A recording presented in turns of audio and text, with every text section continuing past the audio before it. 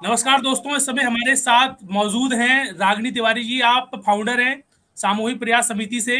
और दोस्तों, जो वहाँ के हालात हुए हैं आज बीकानेर भवन दिल्ली में, आपको उठा के ले गए, बहुत सारी महिलाओं को ले गए, हजारों की तादाद में आप वहाँ थे।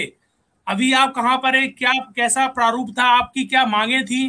क्या क्या घटना आपके साथ घटी? रागिनी जी, वो हम सब आपसे जानना चाहते हैं। पहले तो मैं जनक की धरती से आप सबका बहुत बहुत साधुवाद कर रही हूँ। आप मीडिया वाले का जो कम से कम आवाज तो पहुंचाए लोगों तक।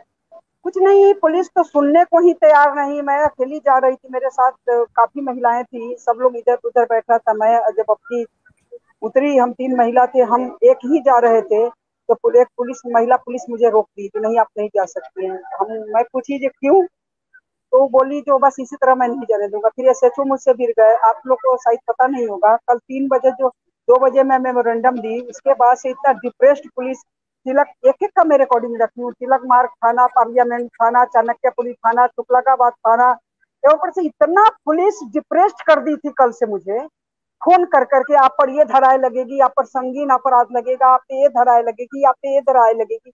अरे हमने ऐसा क्या अपराध किया? क्या अभिव्यक्ति की आजादी हमारे लिए नहीं है? क्या एक निर्दोष संत के रिहाई की आवाज उठाना, क्या भारत देश में यही अपराध हमारे लिए बन गई है? तो फिर पुलिस काफी बहस के बाद हम लोग जब अड़ गए हैं, जो नहीं हमें कमिश्नर से मिलाओ, जो हमने जो जो ज्ञापन दिया है वो अभी तक उस पर क्या कार्रवाई हुई।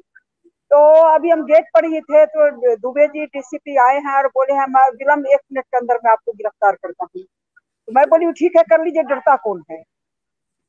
अच्छा जब रागिनी जी, जब वहां पर होली, लाठीचार्ज भी हुई है? रागिनी नहीं, जी, सुनने हम में लोग आया है बहुत शांतिपूर्ण सारे लोगों ने। नहीं।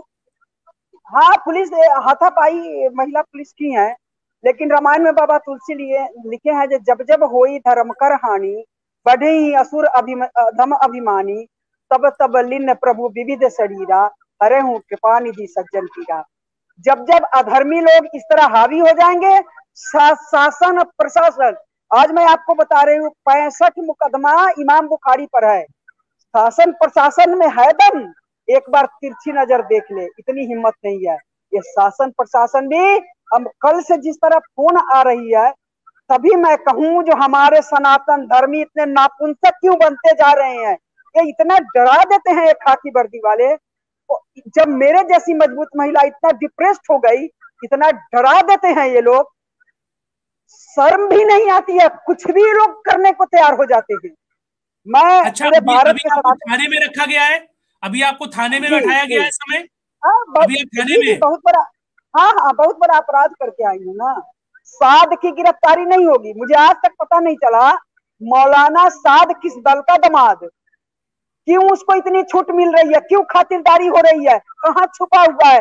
धरती खा गई, पताल निकल गई, कहाँ चला, आसमान निकल गया, पताल निकल गई, आज तक पता नहीं चल सका।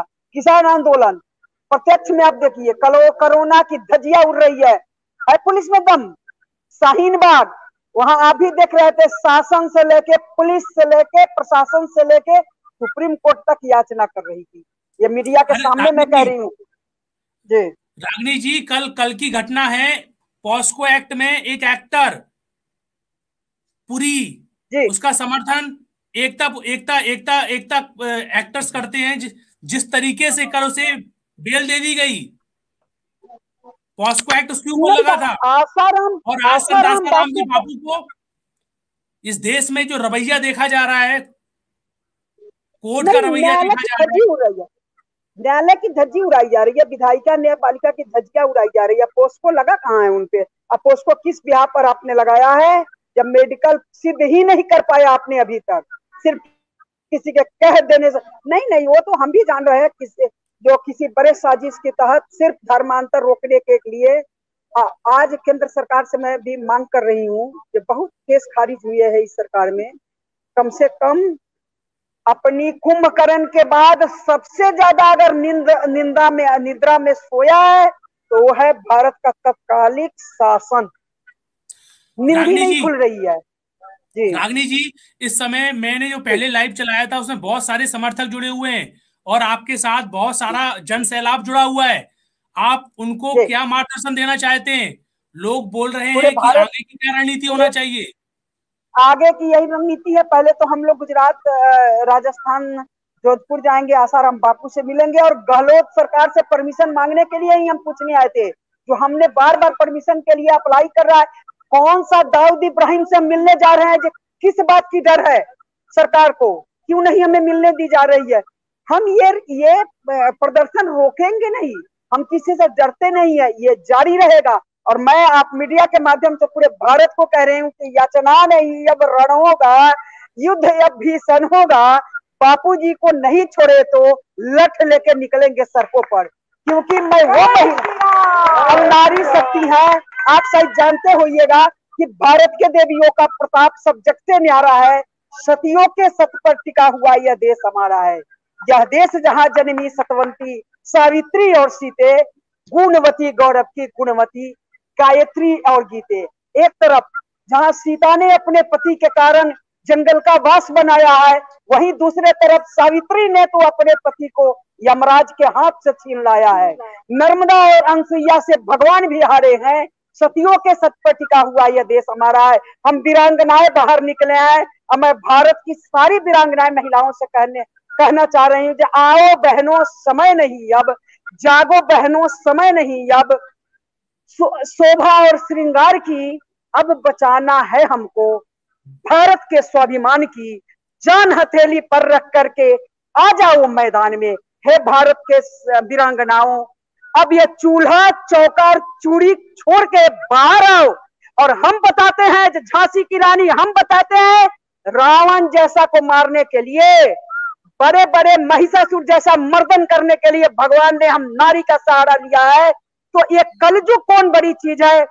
एकजुट होके, निर्भीक होके, कभी भयभीत मत हो। भयभीत होता है प से, पति, पत्नी, पिता, पुत्री, पुत्र, परिवार। हम दूसरे से क्यों भयभीत हो? मेरा पेट मेरा पति भरता है, हम जमाने से क्यों भयभीत रहे? हे भारत के वीरांगनाओं, बाहर आओ। रागिनी जी, मैं कुछ बातें आपको बताना चाहता हूँ। संत आसाराम जी बापू ने अपने सत्संगों में हमेशा बताया है कि आप साधारण नहीं हैं। बापू जी ने इनको हर तरीके की कला सिखाई है, नारी सशक्तिकरण भी सिखाया है। आज लोग बहुत सारे सवाल पूछते हैं कि अगर हम आंदोलन के लिए आगे बढ़ेंगे तो हमको लठ मारे जाएंगे, हमको बड़ी बड़ी प्रताड़ना दी जाएंगी। आप तो आज थाने में बैठे हुए हैं, इन लोगों को बताइए कि अगर आप ऐसा नहीं करेंगे तो फिर उसके परिणाम क्या क्या होंगे। क्या लगता है आपको? ये लोग जानता भी है, ये लोग जानता भी है। जैसे मैं मेमोरेंडम अपने नाम से दी, पता नहीं लोग को क्या भय निकला। 5 थाना, जबकि एक थाने का मामला था, 5 थाना मुझे फोन करके इतना डिप्रेस्ड कर दिया मुझे। मैं एक ही बात बोलती थी, जब आपका ऑफिस कहाँ है, आपका घर कहाँ है? मैं लास्ट में बोली हूँ तिलक मार्ग थाने को, जो मेरा नंबर आपके पास है तो जी, नंबर को ट्रैक पर डालिए, मेरे पास आ जाइए। पुलिस के पास इतनी पावर है, जो ट्रैकर लगाइए, मेरे पास आइए, हम कौन सा रोक रहे हैं? पर ये प्रदर्शन होके रहेगा। अब मैं आज मीडिया आपसे भी कह रही हूँ, ये है आंदोलन है, ये रुकेगी नहीं, ये आह्वान थमेगी नहीं, ये चलता रहेगा। चूंकि आज आप लोग देखते हैं, मैं 4 साल से लगातार पूरे भारत देश के जितने सनातन धर्मी, हिंदू तो कोई शब्द ही नहीं है, ये तो सरकारी कागजी है हिंदू सब, हम सनातन धर्मी हैं। तो मैं बार बार जागो तो एक हिंदू जागो तो, अगर अभी भी समझ नहीं आई तो समूल मिटते देर नहीं लगेगी। क्योंकि प्रशासन की भी यही मंशा है, सब देश का बेड़ा गर्क करने में, अगर सत्यानाश करने में सबसे बड़ा हाथ है तो वो है खाकी वर्दी प्रशासन का। क्योंकि इसको इतनी दम नहीं है, जो 30% जहां कटुए हो वहां खाकी वर्दी तिरछी नजर देखिए। लेकिन हम सनातन धर्मी जहां खड़े होंगे, पता नहीं दबाना क्यों चाह रहा है खाकी वर्दी हम सनातन धर्मी को, समझ में नहीं आ रहा है। इसलिए भारत के सारे सनातन धर्मी को और राष्ट्रवादी को मैं कह रही हूँ, सब लोग एकजुट होकर बाहर आओ।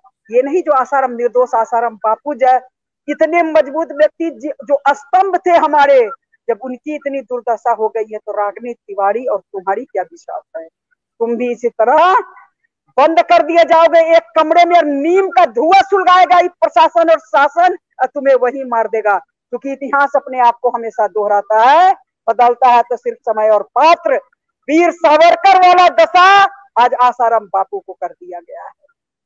जैसे तजो महल ताजमहल बना, हवा महल देव महल बना, जो जीता वो चंद्रगुप्त की जगह जो जीता वो सिकंदर बना, वास्तु के राजा सवाई मानसिंह की जगह शाहजहां बना।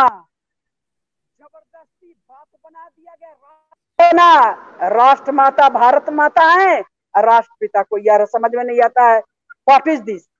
उसी तरह जैसे सावरकर का माफीनामा लिख दिया गया, उसी तरह निर्दोष आसाराम बापू को रेपिस्ट बना दिया गया। कल तुम्हारी बारी है सनातनियों, हे राष्ट्रवादियों, जागो, नहीं तो अगला बारी तुम्हारी।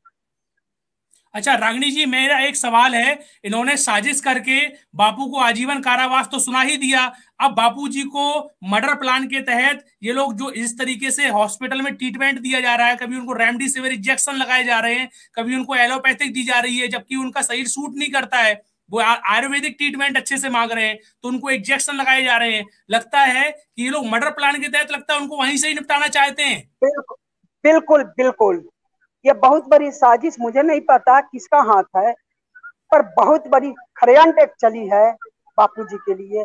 अब तो 2-4 महीना अगर आंदोलन करने वाला भक्त हमारा साथ दे दे तो बापूजी निकल सकते हैं, नहीं तो समझिए अधर्म अधर्म पर अधर्म की विजय मानी जाएगी।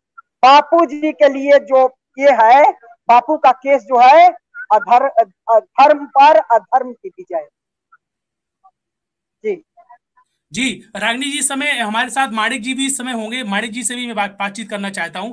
अच्छा, लास्ट में मैं आपसे एक सवाल करना चाहता हूं कि आगे का क्या प्रारूप रहेगा? अभी थाने में आप लोग हैं, तो क्या आपको ये लोग छोड़ रहे हैं या फिर बिल्कुल कुछ कुछ कार्रवाई की जाएगी? सभी लोग पूछ रहे हैं, क्या देखिए आपके लिए क्या क्या कर सकते हैं अभी? देखिए, मैं बार बार कह रही हूँ ये आंदोलन रुकेगी नहीं। जी प्रशासन जितना ताकत मर्जी हो लगा ले, जो मर्जी हो कर ले, पर हम रुकेंगे नहीं। ये आंदोलन रुकेगी नहीं। ये किसी के बाप का राज नहीं चलता है। अभिव्यक्ति की आजादी है। हम आसाराम बापू जी के लिए आवाज उठा रहे हैं, हम व्यक्तिगत आवाज नहीं उठा रहे हैं। ये आंदोलन रुकेगी नहीं, चलती रहेगी। देखिए चोर कितना बाजू एक कातिल में है। प्रशासन कब तक हमें ऐसी इस तरह बैठाई रहेगी, घेरती रहेगी? ठीक है, सारा काम छोड़ के प्रशासन हमें गिरफ्तारी करती रहे, मुझे कोई दिक्कत नहीं है, पर ये आंदोलन रुकेगी नहीं। ये जी वो रागिनी जी, बात आपके हुआ साथ बहुत सारे लोग हैं। जबरदस्ती, बहुत जबरदस्ती एक घर में बंद करके रागिनी तिवारी को गेट में ताला मार के जब बापू जी की तरह नीम का धुआं सुलगा देना और लठ बजाना, बोलो तुमने अपराध किया कि नहीं। ऐसी तानाशाही नहीं चलेगी। अभी तक हमने तुगलकी फरमान सुना था, बापू प्रकरण में देखने को भी मिलेंगे। जी जी रागिनी जी, फिर से हम आपके साथ आते रहेंगे। माणिक जी देशमुख धर्म रक्षा दल से वहां पर होंगे, तो उनसे भी हम जानकारी, हम रिपोर्टर से पूछा, मानिक माणिक जी से हम थोड़ा सा सवाल जवाब करना चाहेंगे। वहां पर इस समय है धर्म रक्षा दल के राष्ट्रीय प्रवक्ता माणिक जी, वो भी इस आंदोलन में एक अहम भूमिका अदा कर रहे हैं।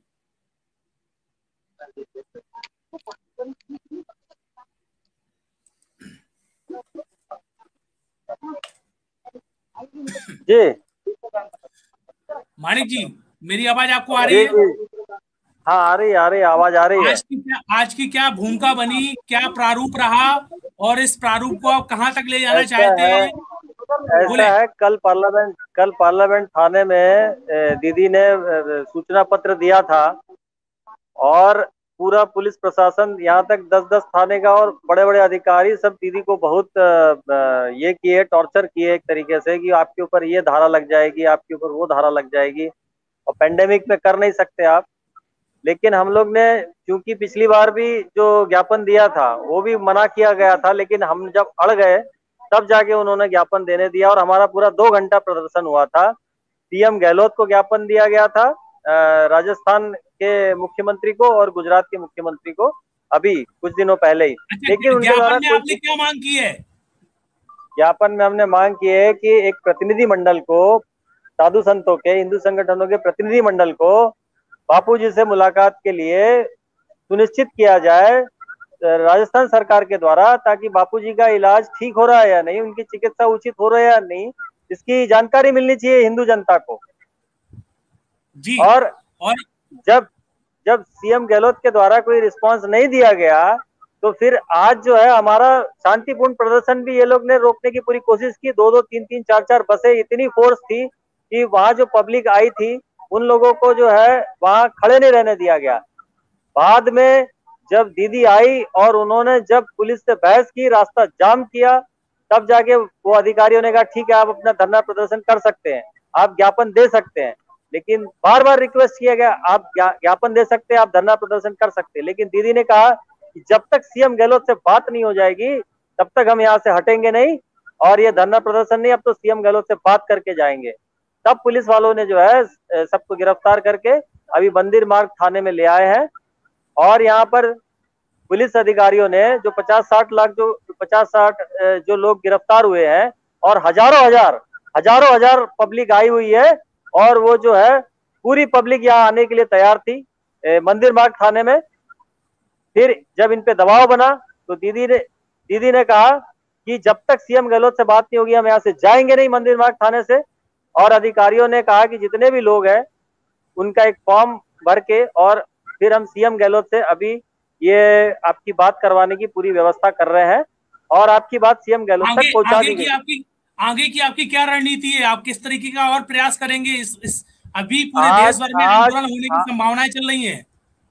आज जो है पुलिस अधिकारी वो मान गए हैं। अभी मंदिर मार्ग थाने में दीदी से मीटिंग हुआ है, उन्होंने कहा कि आपकी बात हम सीएम गहलोत के पास पहुंचा रहे हैं, और जैसे ही सीएम गहलोत जो है हमको मीटिंग का टाइमिंग देंगे वैसे ही जो है हम आगे की रणनीति बनाएंगे। यदि वो बात मानते तो ठीक है, ये तो दीदी का कहना है कि हम जो है 25 तारीख को जयपुर में जाके सीएम गहलोत का घेराव करेंगे।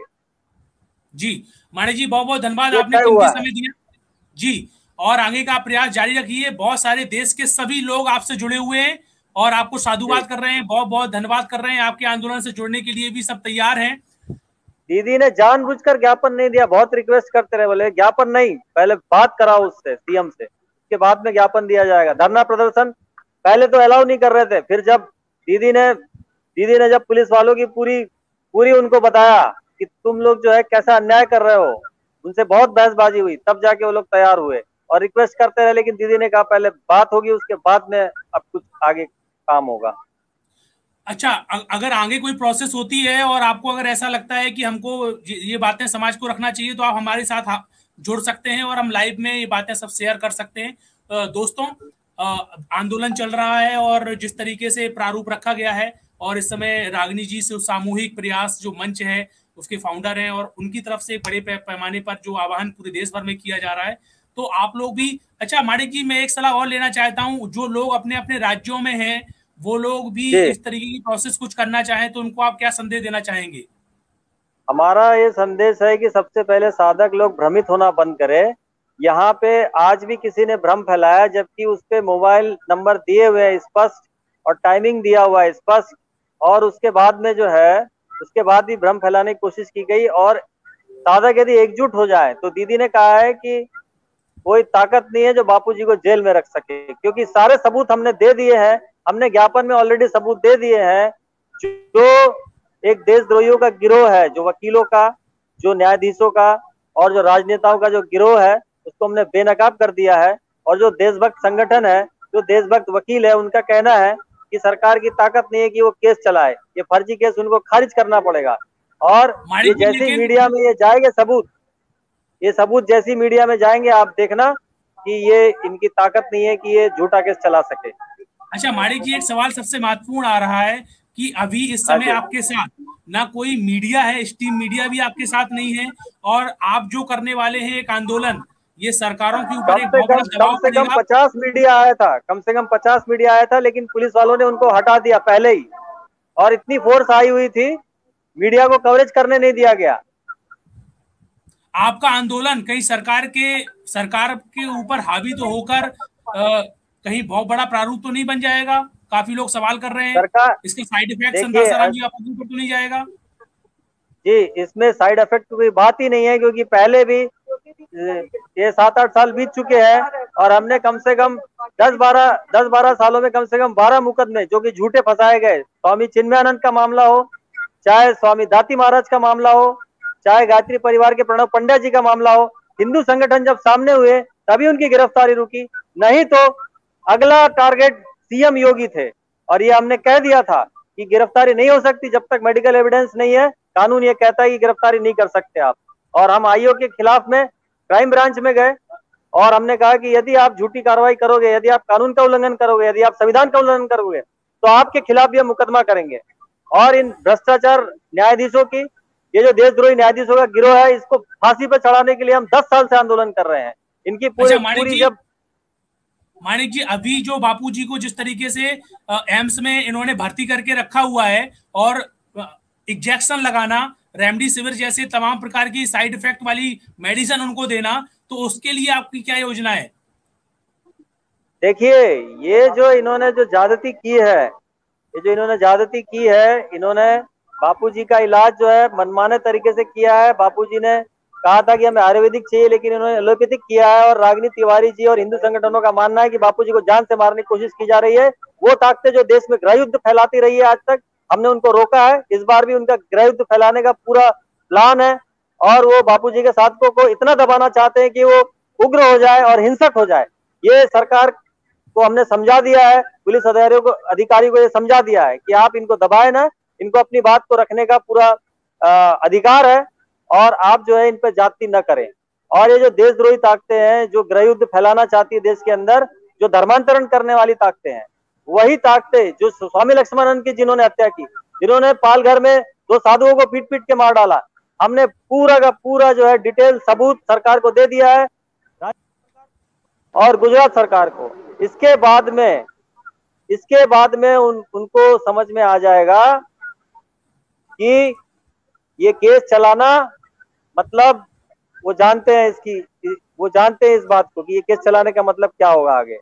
जी माणिक जी, हम आपके साथ जुड़े रहेंगे, और हम अभी थाने का एक छोटा सा दृश्य देखना चाहते हैं। अभी जो आपके साथ कैमरामैन है, उनको आप मोबाइल से बोलिए कि थोड़ा सा थाने का दृश्य दिखाएं कि आपकी क्या भूमिका है, किस तरीके से वहां पर आपको चारों तरफ ये पुलिस और ये सब का वो दिखा दीजिए। वो कह रहे हैं कि यहाँ का दृश्य दिखाना चाह रहे हैं जी।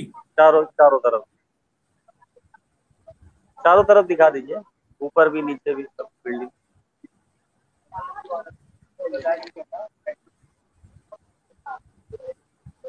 ये जो लोग, चंद लोग दिख रहे हैं, ये काफी बुलंद थे, बोल थे, इसलिए वहां नहीं, पर ये काफी लोग यहाँ से आसपास चले गए हैं बाहर। और जो ग्राउंड काफी में लोग है, आए हुए थे पूरा हॉल भरा हुआ था जी।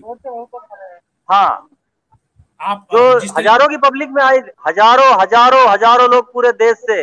मेरे पास मध्य प्रदेश से फोन आया है, 1000 लोग आए हैं। सुबह फोन आया है कि ट्रेन से उतरे हैं, बिहार से आए हैं, हैदराबाद से आए हैं, पूरे देश से लोग आए हुए हैं। और हमने इनको बताया कि ये पूरी पब्लिक यहाँ आएगी थाने में, तब इन्होंने माना कि हम जो है ऊपर बात कर रहे हैं, और आपके जितने भी यहाँ गिरफ्तार हुए हैं उनकी जो है बात पूरी वहाँ सीएम तक पहुंचाई जा रही है।